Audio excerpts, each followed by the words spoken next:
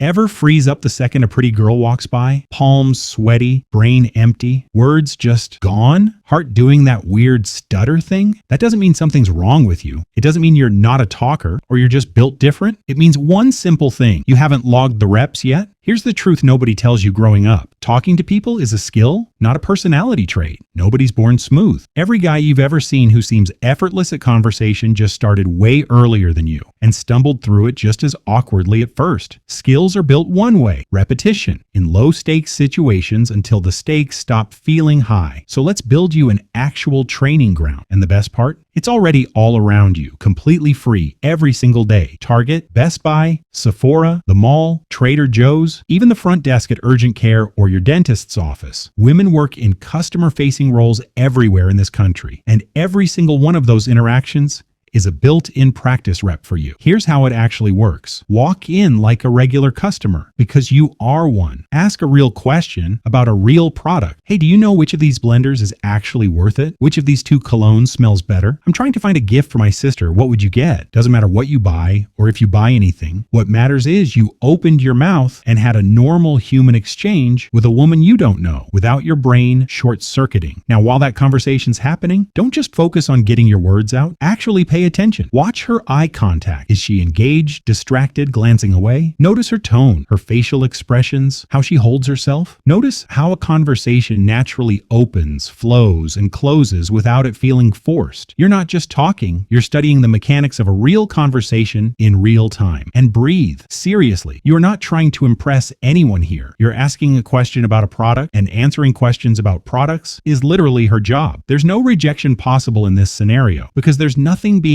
asked of her beyond doing her job. The stakes are zero. That's exactly why this is the perfect place to start. One important rule: don't become the guy who practices on the same cashier 4 times a week. That's not confidence building anymore. That's just weird. And eventually you'll get remembered for the wrong reasons. Or worse, flagged to security. Rotate. New store, new person, every single time. Spread your reps out. Do this consistently, even just 2 or 3 times a week, and something starts to shift. You'll start noticing patterns. How a friendly person responds versus someone having a rough shift, how your own nervousness shows up in your voice, your posture, the speed you talk at. You'll start catching yourself mid-ramble and correcting it in real time. That's the skill actually forming. You'll also start picking up on personality types just from a 2-minute product conversation. Who's naturally warm, who's reserved, who's funny once you get them talking. That's a transferable skill. It applies to every conversation you'll ever have, not just this one. And here's the one non-negotiable, the thing that matters more than any technique. These are working people, not props for your self-improvement journey. Be polite, be patient. If the store's slammed, don't linger and hold up the line. Say thank you, mean it, and let them get back to their job. Respect their time exactly like you'd want yours respected. The moment this stops being about genuine, respectful curiosity and starts being about using someone to level up, you've missed the entire point. Look, everyone's nervous the first few times. Everyone's had that dry mouth, blank mind. Why did I just say that moment? No athlete walks onto the field cold and plays like a pro on day one. No one picks up a guitar and plays clean the first time. Reps come first, confidence comes second, never the other way around. Anyone who tells you to just be confident without putting in the work is lying to you. And here's the part that really matters, that fear doesn't disappear because you thought about it enough, read enough books, or watched enough videos. It fades the exact same way every fear in human history has ever faded, by doing the thing a little bit over and over until one day it's just not scary anymore. You'll barely notice the moment it happens. You'll just realize one day that walking up to start a conversation doesn't feel like a big deal anymore. Now, if you want to skip a lot of the trial and error, real conversation frameworks, breakdowns of what actually works versus what just sounds good in theory, and a community of guys all working on this exact same thing together instead of figuring it out alone, that's exactly what I built my private community for. It's a slow, rainy weekend. You've got nowhere to be. You could keep scrolling, or you could spend an hour actually leveling up a skill that's going to affect every relationship you'll ever have for the rest of your life. Learn it, practice it in the real world this week, and then come back and teach somebody else what you learned.